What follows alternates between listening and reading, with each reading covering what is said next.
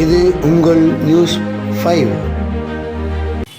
கலந்து கொண்டிருக்கக்கூடிய ஏனைய பெருமக்களே, தாய்மார்களே, பெரியோர்களே, உங்கள் அத்தனை பேருக்கும் என்னுடைய வணக்கத்தை தெரிவித்துக் கொள்கிறேன்.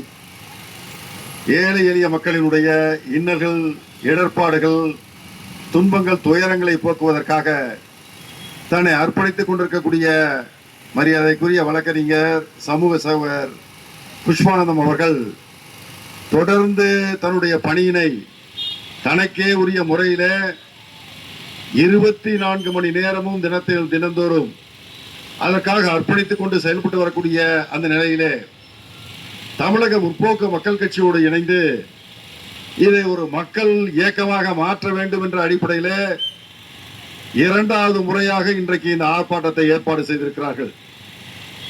கடந்த முறை 28ஆம் தேதி பிப்ரவரி மாதம் இதே கோரிக்கைகளை வலியுறுத்தி கோயம்புத்தூரிலே ஒரு நடத்த வேண்டுமா என்றால் உண்மையிலே நடத்த வேண்டும் தான்.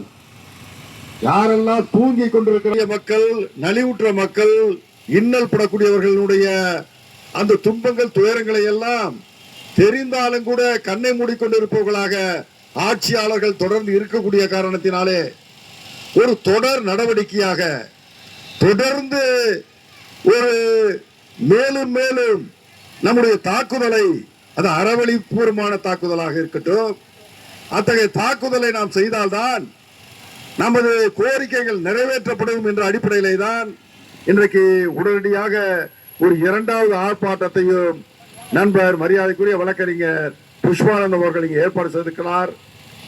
பொய்யான குற்றச்சாட்டு திரும்ப பெறு கோவை மாநகராட்சி ஆணையாளரை திரும்ப பெறு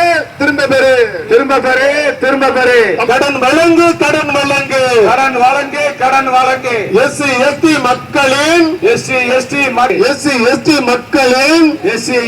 மக்களின் வெறி பணங்கள் என்ன ஆச்சு? ஒரு பணம் தான் என்ன? உறுதியாக நிற்கின்றோம். ஏழை எளிய மக்களுக்கு கடன் வழங்கு வங்கிகளே அடித்துக் கொண்டிருக்கிறது. அரசாங்கம் ஒரு பக்கம் கான்ட்ராக்ட் பேசிக்க கொடுத்து கொண்டிருக்கிறது. ஆனால் நான் கேட்கிறேன், சட்டமன்ற உறுப்பினர்களாக இருக்கக்கூடிய எம்எல்ஏக்களை கேட்கிறேன், உங்களுக்கு ஒப்பந்த அடிப்படையிலே வேலை கொடுத்து விடலாமா? நீங்க 3 வருடம் வேலை செய்து நீங்க 3 வருடம் எம்எல்ஏ இறங்கிடுவீங்களா?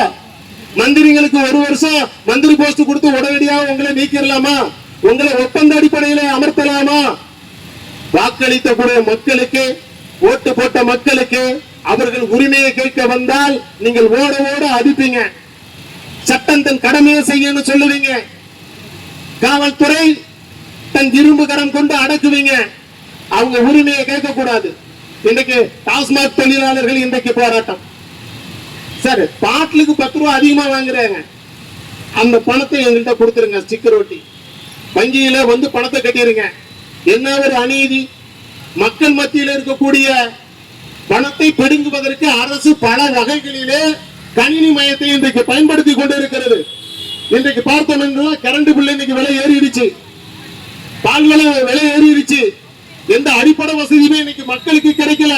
இன்னைக்கு மாநகராட்சியில பார்த்தோம்னா 3500 தூய்மை பணியாளர்கள் ஒரு 5 மண்டலத்தில் மட்டும் பணியாற்றிக்கிட்டு இருக்காங்க. அவங்க எதுல இருக்காங்க? கான்ட்ராக்ட் பேசிக்கல. அவங்களுக்கு இஎஸ்ஐ கிடையாது.